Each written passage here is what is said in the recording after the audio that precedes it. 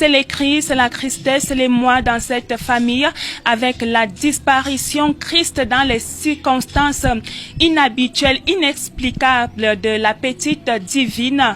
Nous sommes dépassés.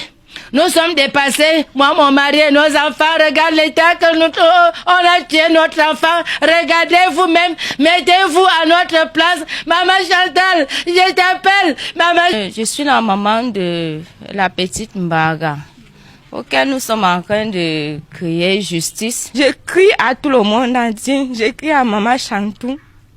C'était sa fille. C'était sa fille à la fondation. J'écris à Papa Paul. J'écris à la ministre des Affaires sociales. J'écris à la ministre des Affaires de la Femme et de la Famille. Pardon, rendez-nous justice. Voici donc la piste du crime, le chemin qui aurait conduit la petite divine dans l'au-delà, selon les témoignages de sa famille. Ce qui se passe, l'enfant rentre de l'école, c'était vers, je crois, 14 heures. Quand elle rentre, elle ne se sentait pas bien. C'est là que Samuel lui demande que est-ce que tu as pris ta glycémie le matin? Elle ne répond pas. Maintenant, Samuel prend dans son appareil pour mettre sur sa main, ça ne s'allumait pas. On l'amène donc à l'hôpital. C'est là qu'on prend sa glycémie. Et effectivement, la glycémie était élevée. Maintenant, sa maman lui dit donc, ok, comme tu veux toujours déranger les gens, je vais te taper. Entre-temps, on ne la tape même pas à la maison parce qu'on connaît son état de santé. On ne la tape pas. On ne l'a jamais tapé depuis qu'on a su qu'elle est comme ça. Et vous savez donc que ce remède-là, ça se conserve au frais. Et le remède était au congélateur. Sa mère entre donc pour prendre le remède pour poser, pour que ça se refroidisse. Elle a cru que sa mère partait prendre la chocotte pour la taper. C'est comme ça qu'elle prend fuite. Quand elle prend fuite comme ça, bon, on s'est dit que non, elle pouvait même se placer quelque part. C'est quand on voit donc 18 heures, quand on se met à sa recherche, on a commencé à chercher. On a cherché partout, jusqu'à 1h du matin, on n'a pas vu. Le lendemain matin, jeudi matin même, nous sommes arrivés dans les zones. Parce qu'elle nous avait dit qu'elle a des camarades là où elle est morte, là, mais on ne connaissait pas la maison. On était même là à côté, mais on n'a jamais su que c'était la maison là. Si on aurait su que c'était cette maison, on l'a sauvée le matin, parce qu'elle était encore vivante. On a cherché l'enfant jusqu'à 1h du matin. Et il se peut que l'enfant a demandé qu'on l'accompagne, elle veut boire les remèdes. Et c'est le monsieur qui dit que non, il va l'accompagner le matin. Nous sommes d'abord arrivés à l'école, j'ai d'abord appelé le surveillant général vers les 7 heures jeudi. Parce que j'avais d'abord appelé en soirée, on m'a envoyé au répondeur vu les recherches. J'ai appelé M. Ekobe vers 7 heures.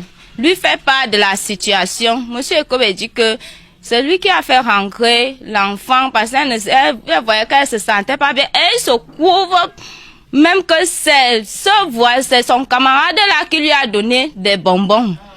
Et tout le monde là-bas à l'école connaît son état de santé. Donc quand je suis arrivée au lieu du crime, moi je savais que mon enfant était encore en vie, que je vais prendre la glycémie et l'injecter, l'insuline rapide, voire l'amener à l'hôpital. Bon, nous sommes arrivés, je suis partie trouver maman et ma petite sœur était d'abord là-bas, vu leur version qu'elle est partie boire l'eau chez la tante, après elle est partie chez l'autre tante habitée. Suppliez ces enfants que ouais, si vous avez vu Divina, vous connaissez son état de santé, il faut qu'elle s'injecte un mange. L'enfant a carrément que Tati, nous on ne connaît pas. On ne connaît pas. Pourtant, l'enfant vivait encore. Donc, il se couvre que quand les enfants sont venus nous appeler, c'est là que le père restait cassé le cou de l'enfant. Parce que je suis arrivée là-bas vers 16 heures. Nous sommes arrivés vers 16 heures. Je suis arrivée que l'enfant venait juste de rendre l'âme. Elle chauffait encore. Il y avait le chantier juste à côté. Je me dirige là-bas, l'enfant me dit, non tantine, c'est ici. Je vois d'abord le portail noir. Je dis, hey, mon enfant est en vie. Au rez-de-chaussée est habité. Le premier niveau est habité. Là, on est arrivé là, il y avait l'enfant. Je vois l'enfant allongé bizarrement. Les yeux en l'air, les larmes coulaient encore. Je dis, hey, c'est peut-être que le coma partiel. Je prends, je touche le pouls de l'enfant. Je ne ressens pas de pouls ni artère ni veine. Quand je veux porter l'enfant pour sortir avec mon petit frère, me dit, Michel, laisse les à partir. Je suis l'oncle de la défunte Mbarga Atangna Maurice Divine.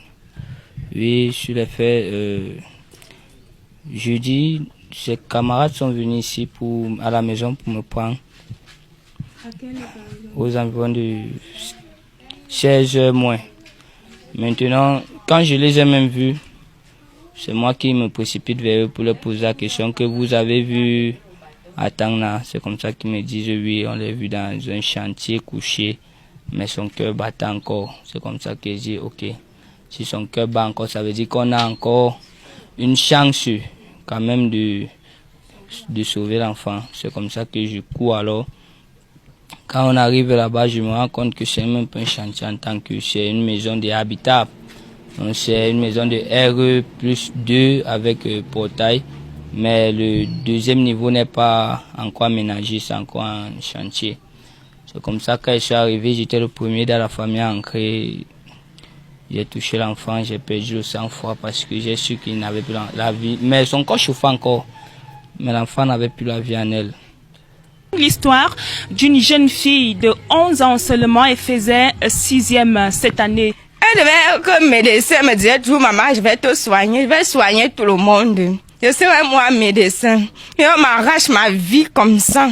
Alors même que la famille se mobilise pour honorer la mémoire de la petite Divine, un seul mot ici, l'écrit Justice pour Divine. Aujourd'hui, c'est Divine. Combien de divines faudrait-il encore pour mettre fin à cette tragédie? Ici, Aline Ateba, au micro, Oram Tila, à la caméra. Nkwabang, au lieu dit Carrefour Géomètre, Écho 237, télévision, la chaîne des valeurs.